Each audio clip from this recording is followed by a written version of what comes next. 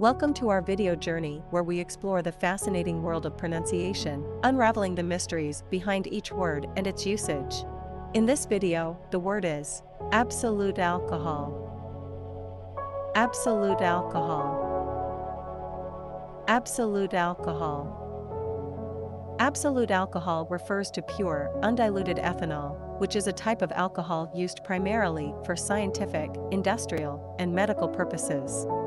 It is called absolute because it contains no water and is 100% ethanol. Here are some examples. Example number 1. In the chemistry laboratory, scientists use absolute alcohol for various experiments and as a solvent. Why absolute alcohol use in example number 1? In this example, absolute alcohol is used to describe the type of alcohol used in the laboratory, emphasizing its purity and suitability for scientific purposes. Example number 2. Some industries use absolute alcohol as a cleaning agent for electronics and precision machinery. Why absolute alcohol use in example number 2?